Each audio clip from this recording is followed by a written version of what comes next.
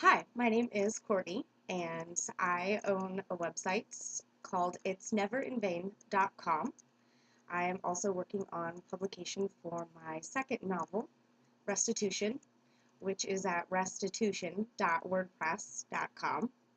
And I recently wrote an article that was published on shareyourarticles.wordpress.com, and I've gotten some feedback that some of my readers would like for me to read the story. I suppose because of the ironic hook that it begins with, albeit the title of the article is Sales 101 for Writers, How to Hook Your Readers. The story chronicles a little bit of my relationship with my father, who is also my best friend, and how he taught me how sales is directly related, really, to writing and how we pull our readers in. Hopefully, once I read the story, you'll laugh just along with some of my readers who have requested that I read this. So, here goes. How to hook your readers. Some daughters get a pep talk. Some daughters watch their fathers work hard and diligently and learn from their examples. I learned all I needed to know by being my daddy's hooker. "How would you like to make some money?" my dad asked one evening as he slammed a double hitter, one in the corner pocket and one into the other side. Lifting his hand-crafted pool stick to tilt victorious against his side, he leaned up against our 9-foot pool table, which sat so soothing in the middle of our living room. I laughed, more nervous to hit my simple straight shot than to respond. "Yeah? Thinking we might take some poor sap up at the pool hall for a little cash again?" At 16 years old, I wasn't a great pool player, but I'd learned a few tricks and could easily hit some shots. My father had spent a few hours or more teaching me the tricks of the game, but the real money was in our act as father and daughter when we hustled. I missed my shot. "Dang it." He nodded his head but didn't pay much attention. "No," he spoke in the direction of the last only two solids on the felt. "I've got a trade show coming up, and I thought I'd hire you to help me out if you're interested." I couldn't pretend to know exactly what my dad really did for a living, other than he traveled a lot, was in sales, and made very good money. I figured it was an easy few bucks. Sure. A few days later, he had me dressed to the nines in a black business skirt suit, black high heels, and told me I looked great as we made our way to the event center. Once there, I met two other women, both in their mid-30s, who my father mentioned worked for him from time to time. So over the course of the next hour, I took instructions on setting up our booth, watched my father prep the seminar room, which was a semi-large room directly behind our booth, cornered in glass walls. A banner went up above the booth, Equity Link Financial, and the table filled with seminar registrations and pamphlets, a few free Walkmans to give away. If that doesn't date me, I don't know what does. My father had said very little, and I felt far older than my age, and quite pretty to boot, so I shut my mouth and just did what he asked. I figured my job that day would be to hand out pamphlets or help register attendees for his seminar, but I also figured Dad would tell me what to do when the time came. Suddenly, a woman's voice came over the loudspeaker in the enormous event center. 5 minutes to doors open, 5-minute call. Hundreds of people working booths began to make mad dashes for last-minute preparations, and I thought it was odd that so many people were so worked up over strangers browsing along their booths for an hour. And then my dad appeared at my side and said, "Okay, so your job for the next 6 hours is to hook." I screwed up my face and bobbled my head. He pointed to a little strip of blue tape which ran straight across the front of our booth. "See that tape?"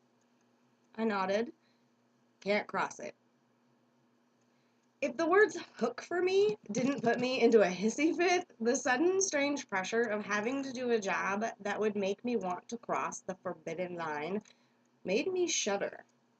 Dad said with a deep, calm, intimidating voice, "In about 4 minutes, about 500 people are going to come through those doors, and your job is to get as many of them to stop here at this booth and register for my seminars.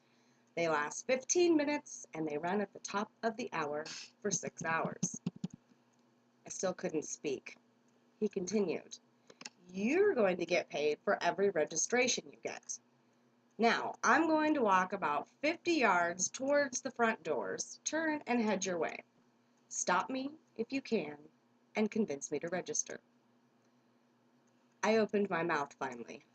"Dad, I have no idea what Equity Link Financial is, and what are the seminars for?" He grinned. "You'll figure it out. I know you will." So as he took several serious strides out of my reach, his back to me, acknowledgement, and even permission for me to completely freak out when he wasn't looking. And then the 50 yards, enough time to pull my panic together.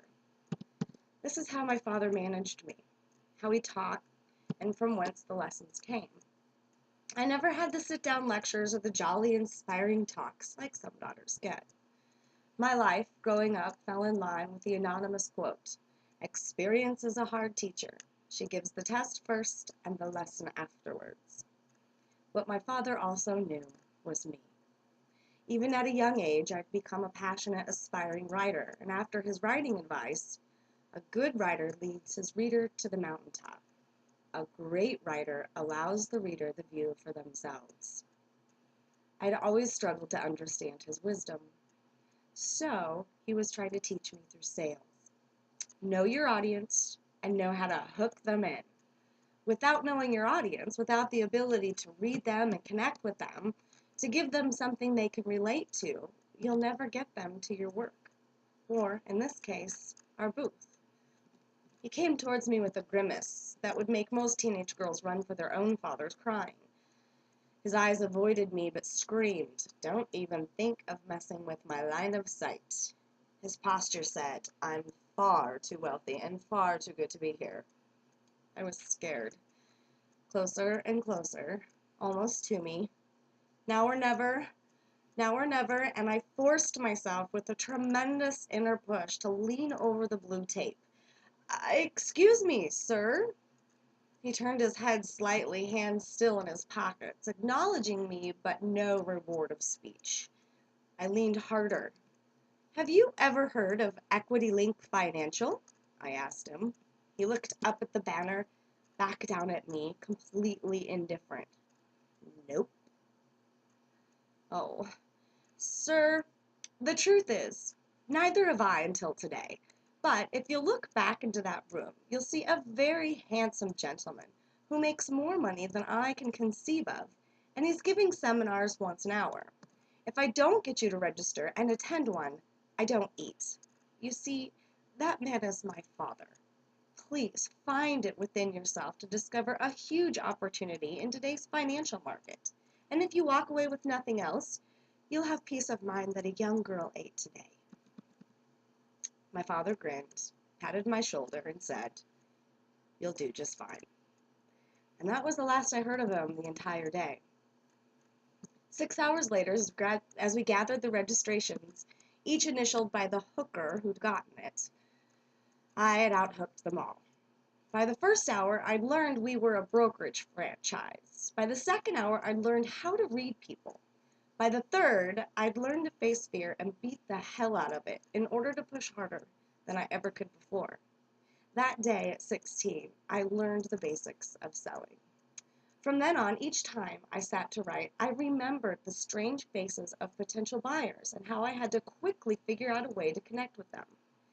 I embraced knowing my audience and the lesson that comes with writing for something and writing because of something. Sales had taught me how to hook my readers into the seminar of my words. So the next time you write a story or an article, imagine for one moment that you're standing behind a blue line at the booth of your internal prose, and for every person that meanders by, read your first few lines out loud. Listen to what they may sound like to the businessman who is weary, to the mother who is overwhelmed, to the friend who is lonely, and to the stranger who is hungry for inspiration.